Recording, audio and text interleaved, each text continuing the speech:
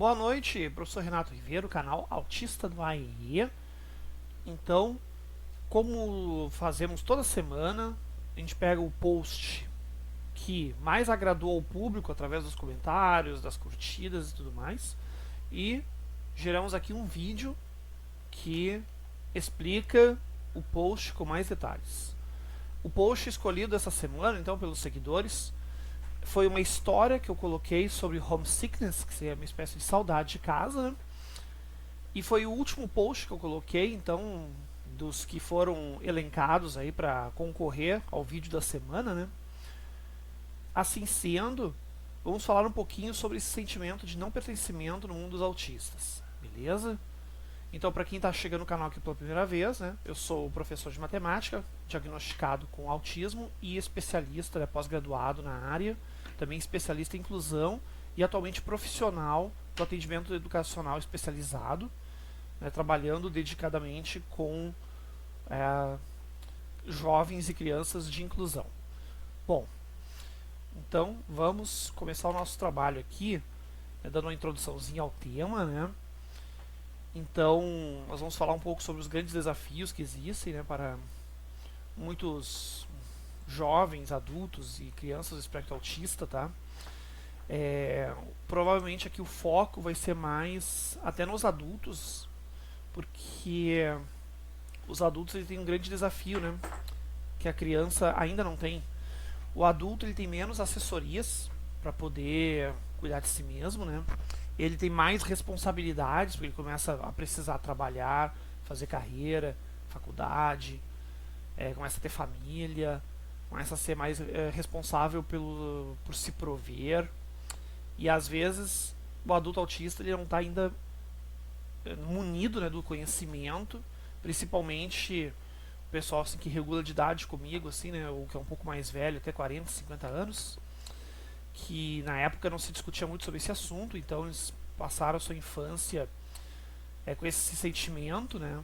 E aí cresceram e ainda continuam um pouquinho desse sentimento que com certeza está sendo melhor desenvolvido no sentido de que estamos fazendo como sociedade mais estudos, mais conversas, diálogos abertos, muitas pessoas estão atuando nessa frente, né? Mas ainda fica um sentimento que vai muito mais além do que o conhecimento mental, né? Então, vamos ver como que, que nós, como sociedade, nós podemos, se não combater, mas pelo menos amenizar esse sentimento de homesickness, que é como se fosse uma saudade de casa. Tá bom? Então, a definição de não pertencimento é a sensação de não se encaixar ou de ser aceito em algum ambiente. Claro que não é uma propriedade do espectro autista e talvez nem todos os autistas tenham esse sentimento. Mas o sentimento em si, independente de autismo ou não, ele é caracterizado pelo fato de que a gente está num ambiente onde nós não nos sentimos confortáveis, não estamos à vontade, certo? E isso pode acontecer com várias pessoas, em várias situações, em diversos contextos. O homesickness, na verdade, ele é considerado quando uma pessoa se muda de cidade, de estado, de país, né? Está no meio de uma outra cultura totalmente diferente de onde foi criado, e aí ele passa a ter um sentimento assim de distanciamento de onde está e uma lembrança assim da sua terra natal, né? É mais ou menos um sentimento parecido com esse que a grande maioria dos adultos e também dos jovens, mas os adultos principalmente, do espectro autista passam. Porque parece que o mundo inteiro é um espaço diferente daquele que está dentro do seu mundo interno. Todas as pessoas têm um mundo interno. Só que o mundo interno do autista ele é muito maior, muito mais amplo e muito mais intenso do que dos neurotípicos, né? Então, quando o mundo real ele é muito diferente do mundo interno, dá um sentimento de homesickness, justamente porque todo aquele mundo que a gente cria, que a gente pensa, que a gente imagina e que a gente consegue construir logicamente, ele é totalmente diferente do mundo real, que aos nossos olhos parece cheio de contradições, de incertezas, de questionamentos que fogem à lógica, como por exemplo, damos muita notícia para pessoas que fazem um now, para pessoas que não contribuem nada, e ao mesmo tempo ignoramos aqueles que têm ideias boas, ideias que vão trazer prosperidade. Optamos por saídas fáceis para resolver problemas, mesmo já tendo vários resultados anteriores de fracassos.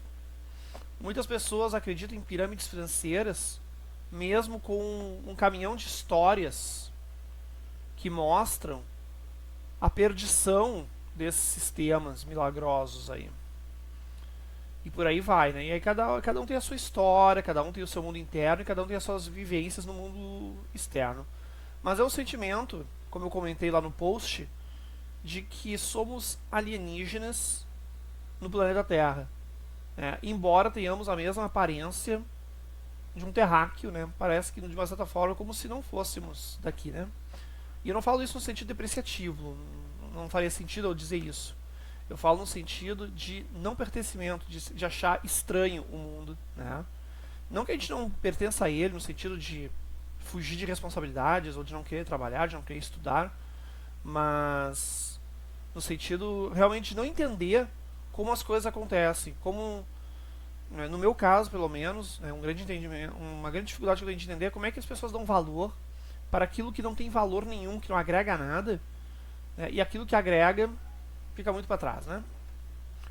Mas aí cada um tem a sua história. Até se quiser colocar nos comentários a sua vivência, a sua prática para agregar aqui o conteúdo, vai ser muito bem-vindo, tá bom? Bom, uma característica forte do espectro autista, né, seria a questão da comunicação. A nossa fala é um pouco diferente, até ela desenvolve em geral um pouco mais tarde, na média, né?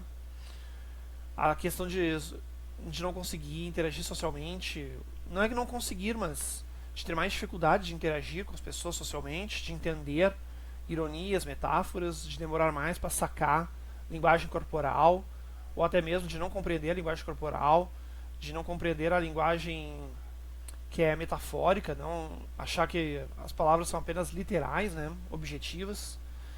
A parte de coordenação motora, né, que é um pouco diferente também, a forma como percebemos o frio, o calor, o toque, o som também, as luzes.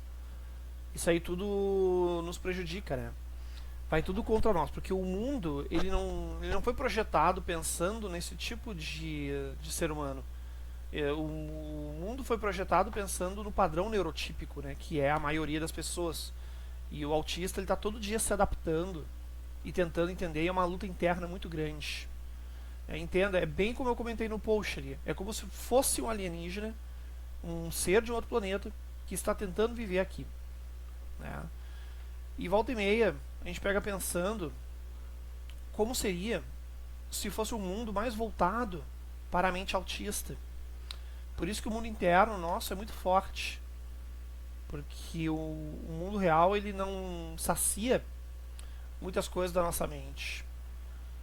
Então acaba sendo isso muito difícil, né? E para as pessoas que não convivem, que não entendem, não conseguem estabelecer um diálogo, fica muito complicado também.